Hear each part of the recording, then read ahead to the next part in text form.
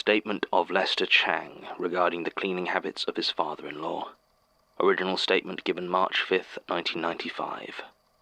Audio recording by Jonathan Sims, head archivist of the Magnus Institute, London. Statement begins. My father-in-law was always a fastidious man. When we first met, I made some jokes about OCD, but a few warning looks from Danny shut me right up. Greg Russell was very tidy and very clean, but balanced out, I always thought, by his wife Sandra, my mother-in-law. I know I meant to hate my mother-in-law, but honestly, Sandra and I got on fantastically. Both of us were kind of messy and found the chaos comforting and homely, and we had very similar senses of humour. I never figured out whether she and Greg complemented each other or drove each other up the wall. When I first met them, I was horrified by the way they talked to each other, convinced I was about to witness the messy divorce of my girlfriend's parents. But 12 years later, they were still together, and I found myself privy to their more tender moments. To be honest, I'm still not sure how healthy their relationship was, but it seemed to work for them, and Danielle, my wife, didn't seem to have inherited any of their more confrontational habits when it came to our relationship. All in all, I enjoyed seeing them 2 or 3 times a year on holidays, but was kind of glad they lived all the way up in Newcastle. Danny would talk to them on the phone for hours, and I'd get all the updates, but crucially, I didn't have to do much of the interaction myself. And that was more than enough for me. Then, last year, the unthinkable happened. Hereditary conditions, right? They can really ruin everything. The doctors told us the chances of it happening were astronomical, like we should be proud of having something so unlikely march in and ruin our lives. But within 10 months, both myself and Greg were widowers. I think I must have spent more nights that year in hospital chairs than I did in my own bed. But November rolled around and I had it all to myself. You don't realize how big a bed can be until something like that happens.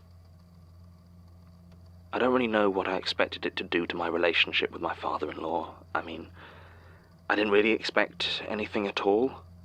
If you'd asked me at the time, I probably would have said that it should have brought us closer together, that we'd probably end up leaning on each other for support. But that never really happened. Instead, he stopped contacting me completely. He still answered the phone when I called, but was polite when I went to check up on him.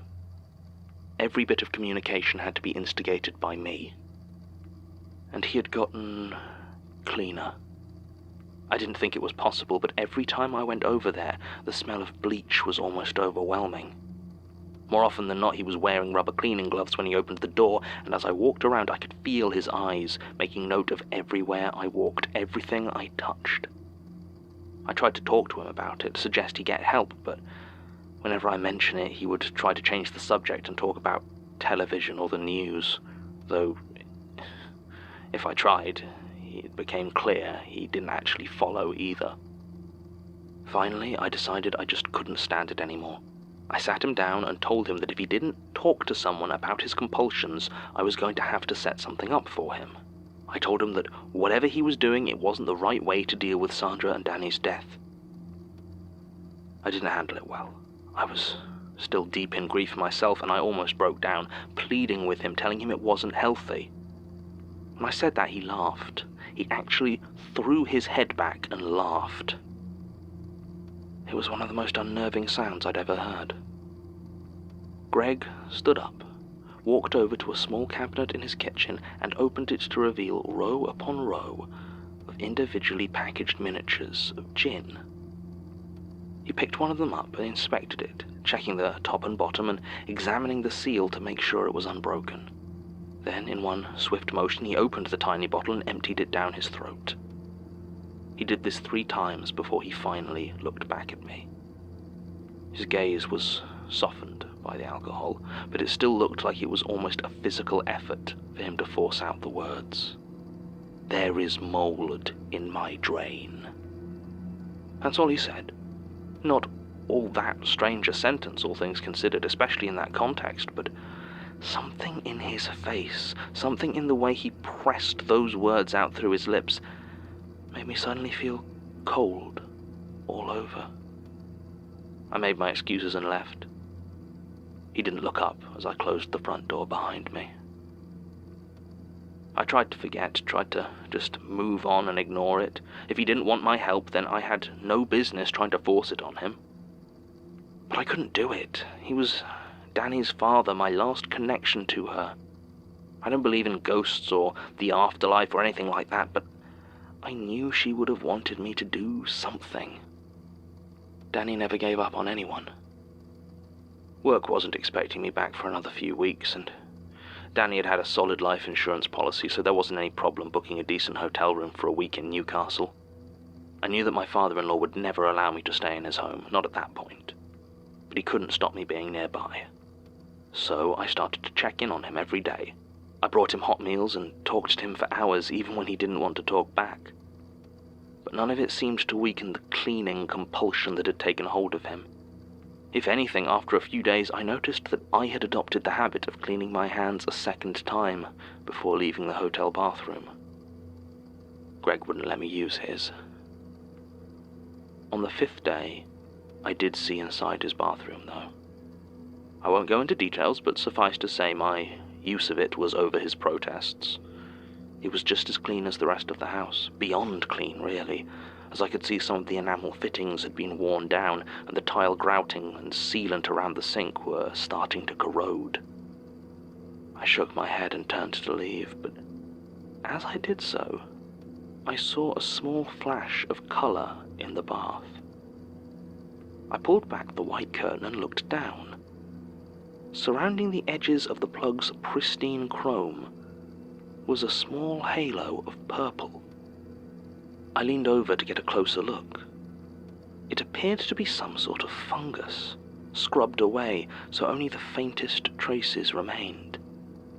There was a spongy, fibrous look to it, and I had the sudden image of long, soft tendrils stretching away down through the pipes.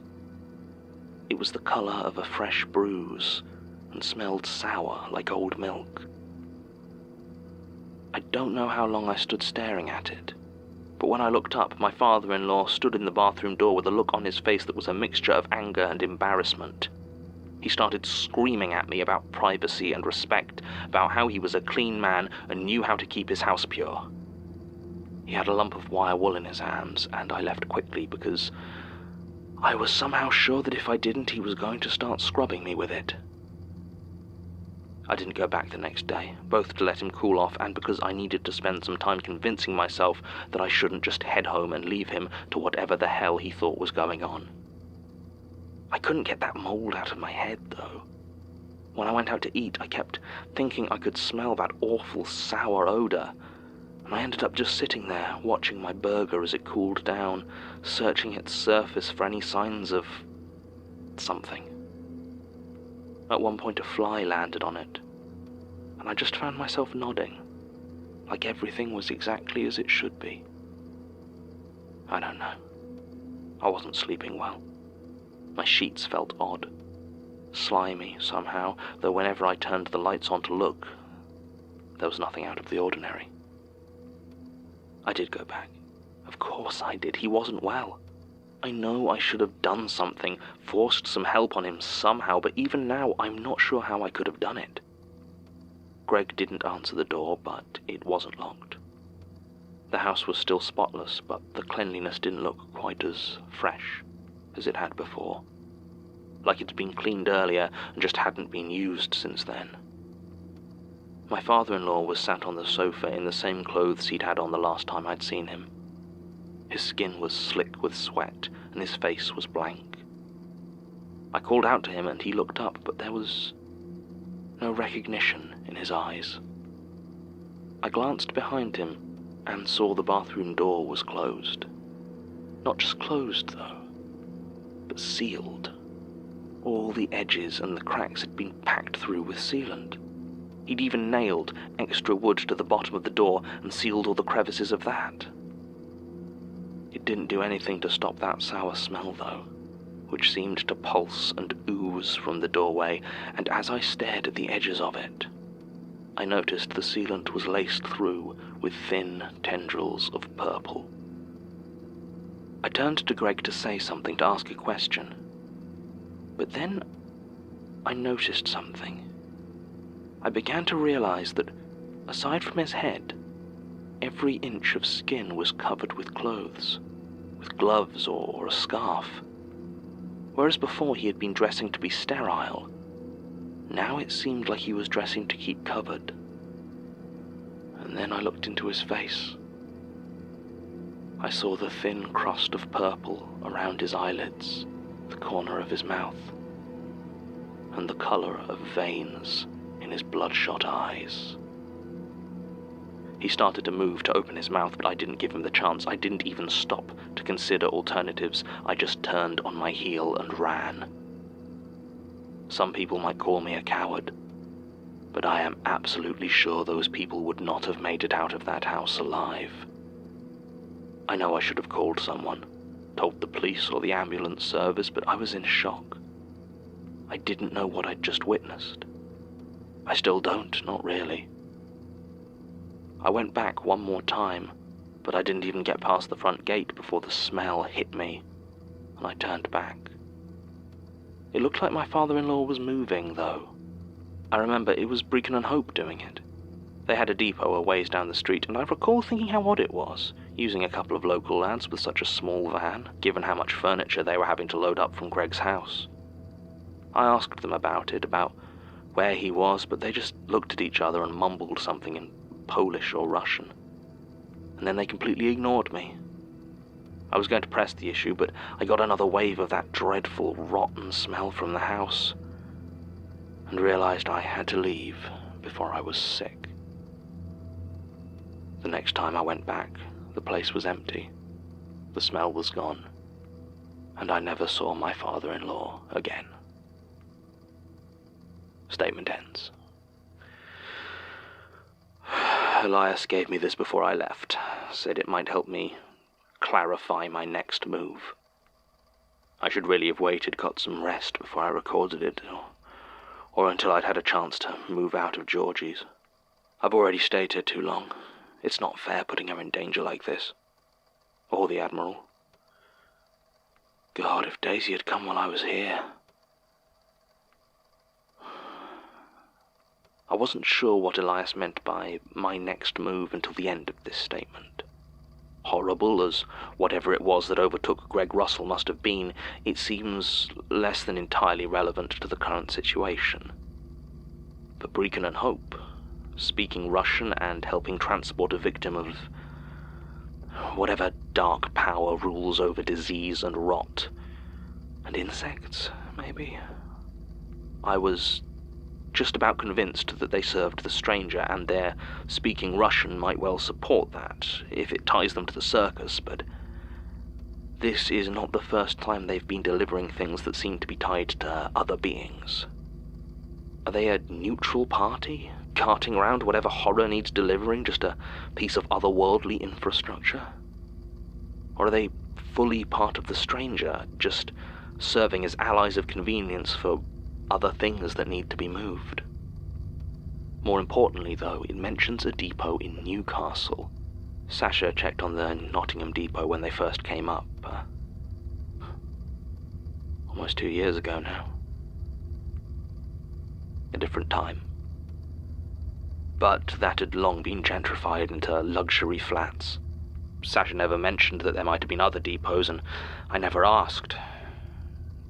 I need to do some digging, because if the place is still there, if the building is still standing, I might just have an idea where to...